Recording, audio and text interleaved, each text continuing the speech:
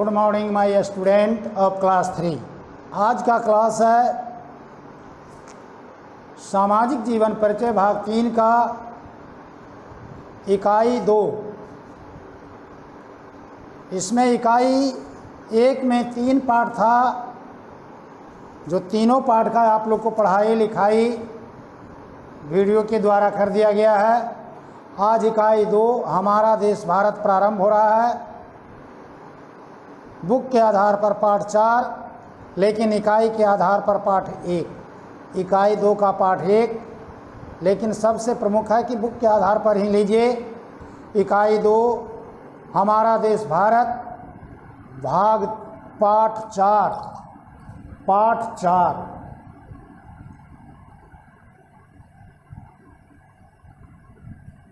आज हमारा अपना देश भारत के बारे में वर्णन करना है कि यहाँ की जलवायु कैसी है, आबो हवा कैसी है, यहाँ की मिट्टी कैसी है,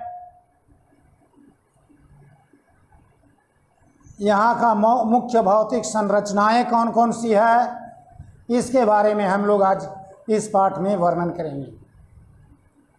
हमारा देश भारत, जिसे हिंदुस्तान कहा जाता है, विश्व में यानी पूरे संसार में 7वां बड़ा देश है।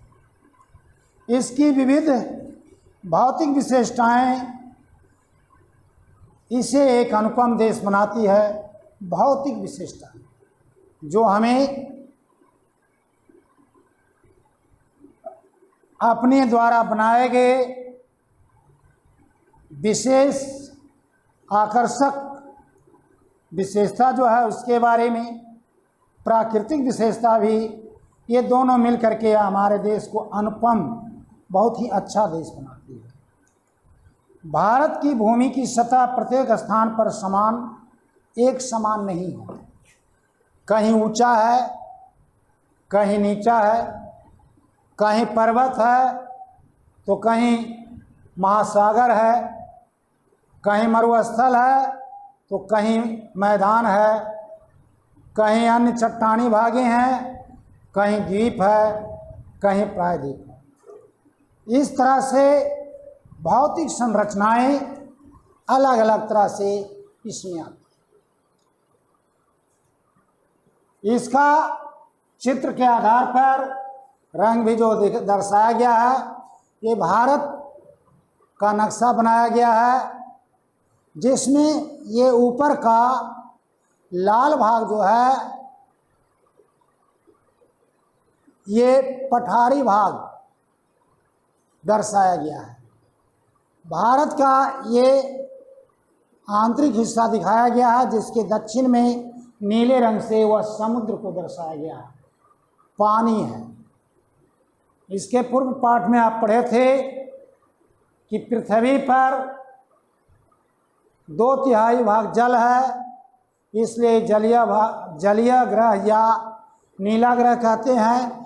भारत की मुख्य भौतिक संरचनाएं इसी पर आधारित है।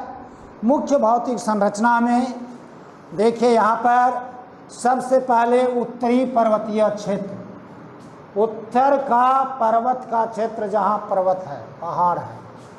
उसके बाद उत्तरी मैदान, गंगा का मैदान, समतल का मैदान। हिमालय से गंगा निकलती है और जिधर जिधर से वो जाती है अपने साथ मिट्टी बहा कर लेते जाती है। जब जलधारा जहाँ कम होती है वहाँ मिट्टी को छोड़ देती है, जो समतल होता है वहाँ अधिक उपज होती है। उसी को गंगा का मैदान या उत्तर का समतल मैदान या उत्तरी मैदान कहा जाता है। विशाल भारतीय मरुस्थल जो भारत के पश्चिमी छोर रेगिस्तान जो राजस्थान में है, भारत के पश्चिमी छोर जो राजस्थान में है, विशाल भारतीय मरुस्थल कहा जाता है। इसके अलावे द्वीप है, प्रायद्वीप है, ये सभी का वर्णन इस पाठ में क्रमबद्ध भी होगा। सबसे पहले आ जा रहा है विश्व की सबसे ऊंची पर्वतीय चोटी, यानी पर्वतीय क्षेत्र का जब वर्णन करते हैं तो पर्वतीय क्षेत्र में भारत के पूरे उत्तरी भाग में पर्वतों की श्रृंखला है, जिसे महान हिमालय पर्वत श्रृंखला कहते हैं। भारत के उत्तरी छोर में पूरे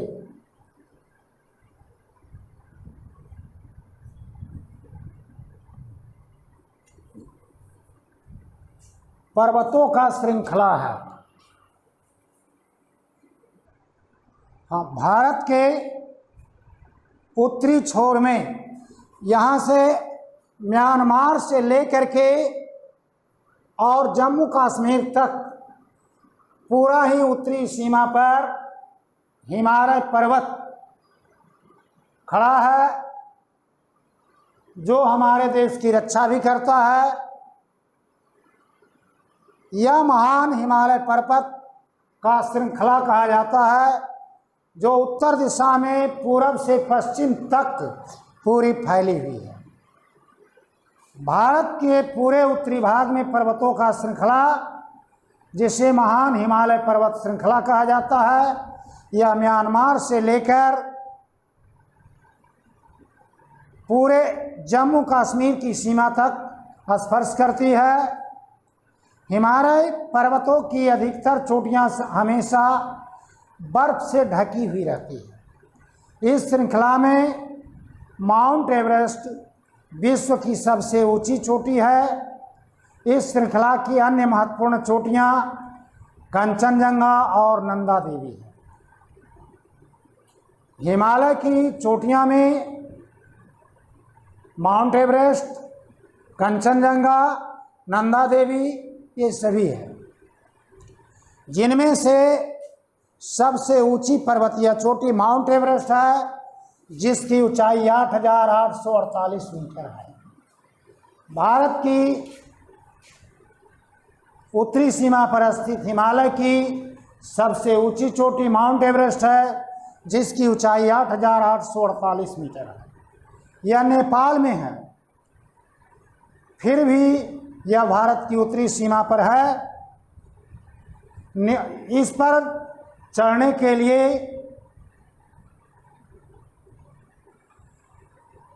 प्रयास किया गया, जिस पर न्यूजीलैंड के एंडमन हिलेरी और नेपाल के तेंजिंग नार्गे इस चोटी पर चढ़ने वाले प्रथम व्यक्ति थे। ये दोनों व्यक्ति ही सबसे प्रथम बार नेपाल के Andaman Hillary Nepal mount Everest विश्व की सबसे ऊंची पर्वतीय चोटी है, जिसकी ऊंचाई 8,848 मीटर, यह नेपाल में है। न्यूजीलैंड के एंडमन हिलेरी और नेपाल के तेंजिंग नार्गे इस पर चढ़ने वाले प्रथम व्यक्ति थे। अनेक नदियां जैसे सिंधु, सतलुज, ब्रह्मपुत्र, गंगा और यमुना हिमालय से ही निकलती है। इन नदियों में पूरे वर्ष पानी बहती रहती है। अब कह सकते हैं कि क्यों पूरे वर्ष पानी बहती रहती है? हिमालय पर्वत बर्फ से ढका हुआ है, सालों भर बर्फ पिघलती है और पानी नीचे की ओर गिरती है। उससे निकलने वाली नदी में वो पानी आती है, जिससे सालों भर पानी ये सभी नदियां में मिलती है। ये नदियां पूरे वर्ष बहती है और नीचे मैदान में उपजाऊ मिट्टी लाती है। जैसे उदाहरण के लिए मैंने बताया कि गंगा नदी हिमालय के गंगोत्री नामक स्थान से निकलती है और जहाँ से निकलती है तेज धाराओं के साथ चलते चलते उसकी धारा कम हो जाती है। इसका कारण है कि बीच बीच में नदियाँ कई भागों में पानी उसका बढ़ जाता है। जैसे कि आप ही कहीं जा रहे हैं तो घर से निकलते हैं तो तेज अवस्था में, लेकिन जैसे जैसे आगे बढ़ते जाते हैं आपकी चाल कमती जाती है।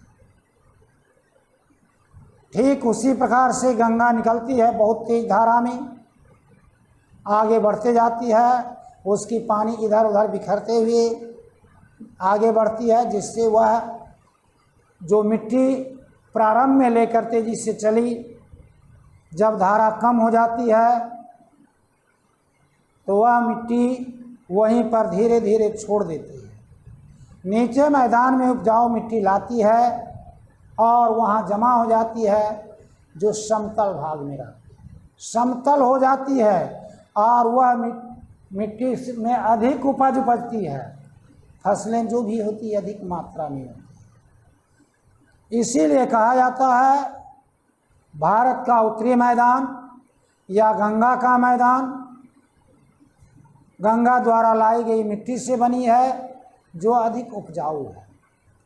कश्मीर घाटी और कुल्लू मनाली घाटी के अलावा पर्वतीय क्षेत्र और भी है, जैसे श्रीनगर, शिमला, डलहौजी, दार्जिलिंग आदि यहाँ स्थित है। ये उत्तरी छोर पर ही अभी जम्मू कश्मीर जो बताए थे, पश्चिमी उत्तरी सीमा पर श्रीनगर जम्मू कश्मीर की राजधानी, उससे आगे बढ़ते जाइए शिमला है, डलहौजी है, और पूर्वी छोर पर उधर दार्जिलिंग, नैनीताल इत्यादि स्थान स्थित है। यहाँ पर प्रश्न आपको पूछा जा सकता है कि माउंट एवरेस्ट पर चढ़ने वाले पहले व्यक्ति कौन थे, तो आपको जवाब देना होगा जो अभी बताए कि माउंट एवरेस्ट पर चढ़ने वाले न्यूजीलैंड के एडमंड हिलेरी और नेपाल के तेनजिंग नार्गे इस पर चढ़ने वाले प्रथम व्यक्ति थे। तो उत्तर का पर्वतीय क्षेत्र का वर्णन यहीं तक है।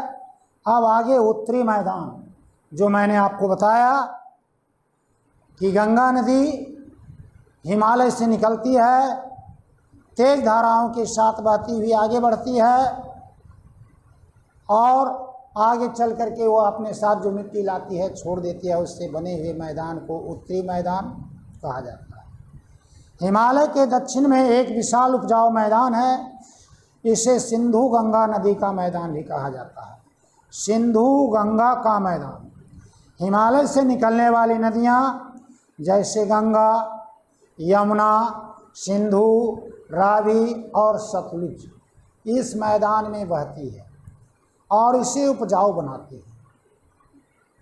विश्व के प्रमुख कृषि क्षेत्रों में से यह एक है। यही कारण है कि इसे भारत का भोजन का कटोरा कहा जाता है।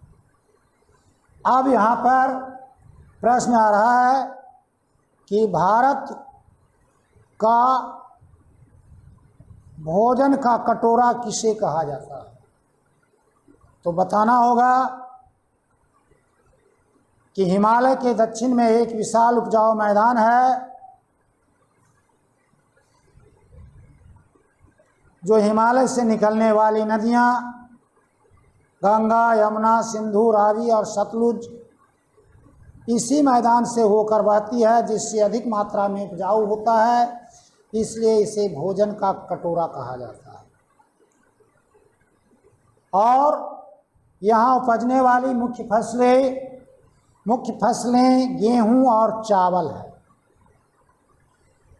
यह दूसरा प्रश्न है कि उत्तरी मैदान में उपजने वाली प्रमुख फसलें क्या है, तो इसमें लिखना है गेहूं और चावल।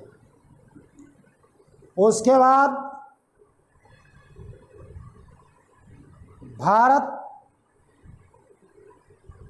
विशाल मरुस्थल, भारत का विशाल मरुस्थल, इसके पहले यहीं पर चित्र बना हुआ है कि देखिए यही मैदान है जिसे हरा भरा दिखाया गया है।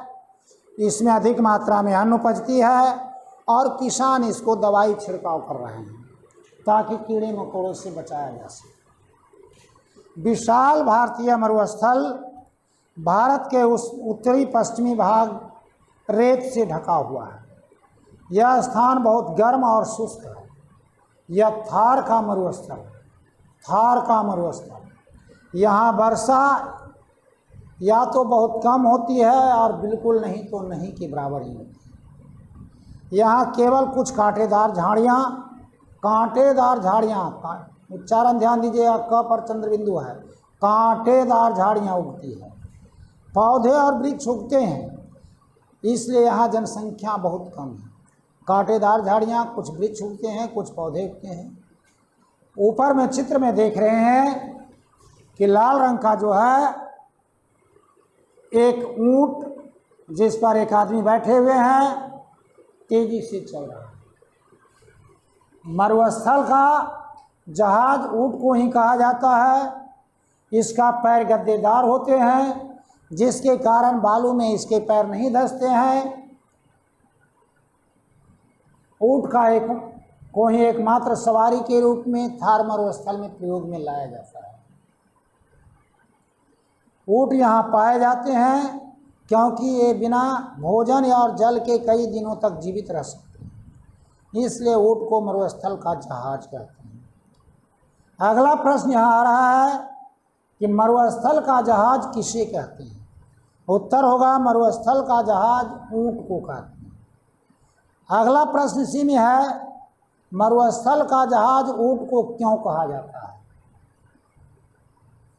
मरुस्थल में ऊंट ही एक ऐसा जानवर है जो तेजी से चलता है और बिना भोजन और जल के कई दिनों तक यह जीवित रह सकता है। इसके पैर गद्दीदार होने के कारण जलता भी नहीं है और बालू में धंसता भी नहीं है, इसीलिए ऊंट को मरुस्थल का जहाज कहा जाता है। इसके आगे है प्रायद्वीपीय पठार। प्रायद्वीपीय पठार तीन ओर से समुद्र से घिरे एक त्रिभुजाकार भूमि का क्षेत्र को प्रायद्वीप कहते हैं, यानी तीन तरफ जल और एक तरफ स्थल। भारतीय प्रायद्वीप पश्चिम में अरब सागर, पूर्व में बंगाल की खाड़ी और दक्षिण में हिंद महासागर से घिरा हुआ है। भारत के तीन ओर पश्चिम से अरब सागर, पूर्व में बंगाल की खाड़ी और दक्षिण में हिंद महासागर है। तीन ओर से घेरे हुए है, इसीलिए इसे प्रायद्वीप कहा जाता है। इसमें समुद्र तट के किनारे संकरे तटीय मैदान है। यह प्रायद्वीप पठारी क्षेत्र है।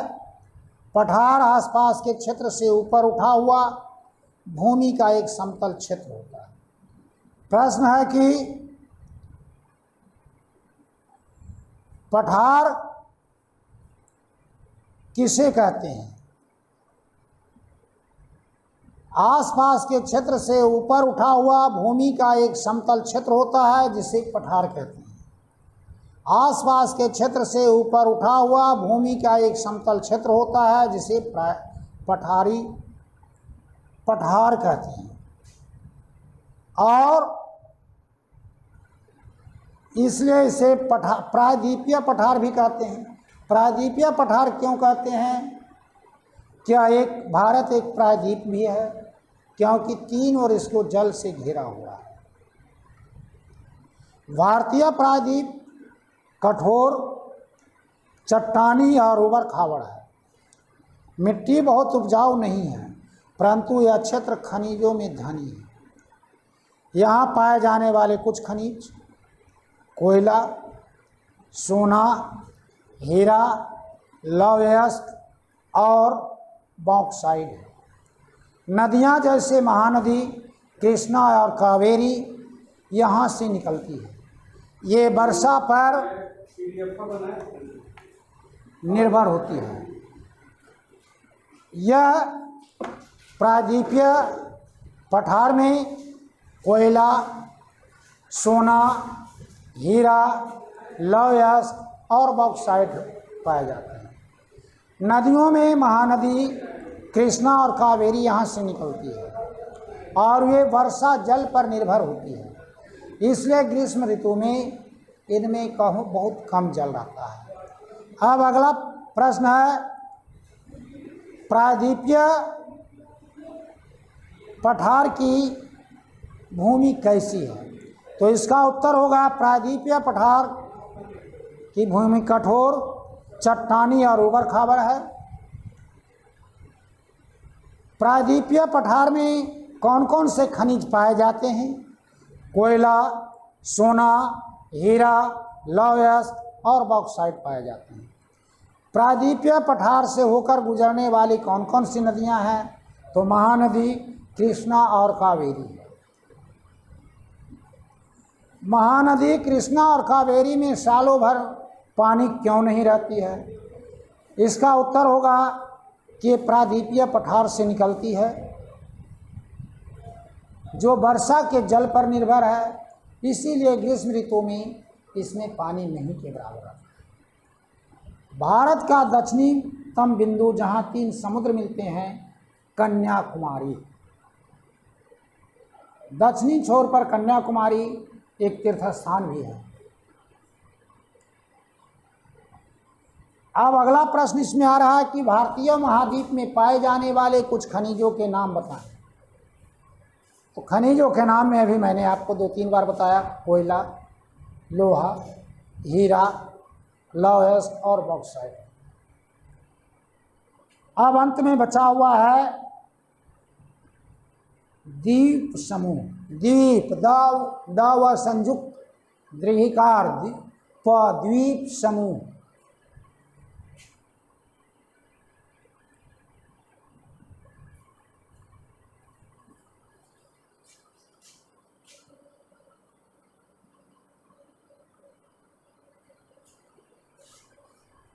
द्वीप समूह में चारों ओर से जल से घिरे हुए भूमि के एक छोटे टुकड़े को द्वीप कहा जाता है।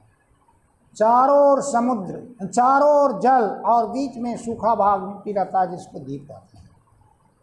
भारत में 2 द्वीप समूह हैं। एक द्वीप समूह अंडमान और निकोबार द्वीप समूह। एक अंडमान और दूसरा निकोबार, जो कि बंगाल के अंडमान और निकोबार दोनों द्वीप समूह एक ही है, जो बंगाल की खाड़ी में है। एक द्वीप समूह अंडमान और निकोबार द्वीप समूह है, यह बंगाल की खाड़ी में, और दूसरा द्वीप समूह अरब सागर में है। यह 36 द्वीपों का एक समूह है। इसे लक्षद्वीप, लक्ष्य माने लाख होता है, लक्षद्वीप द्वीप समूह कहा जाता है। यह 36 द्वीपों का एक समूह। यहाँ पर प्रश्न है कि भारत में कौन कौन से द्वीप समूह हैं? तो लिखना होगा कि एक द्वीप समूह अंडमान और निकोबार द्वीप समूह है, जो बंगाल की खाड़ी में। दूसरा द्वीप समूह लक्षद्वीप द्वीप समूह है, जो अरब सागर में है। स्थिति और विविध भौतिक विशेषताओं के कारण हमारे देश की जलवायु सभी स्थानों पर एक जैसा नहीं है। पर्वतीय क्षेत्र वर्ष के अधिकांश भागों में बहुत ठंडे रहते हैं। मैदानों में ग्रीष्म ऋतु में बहुत गर्मी रहती है और शीत ऋतु में बहुत ठंड रहती है। तटीय क्षेत्र न तो बहुत गर्म है और न ही बहुत ठंड। कुछ शहरों का नाम बताइए जहां मध्यम प्रकार की जलवायु पाई जाए।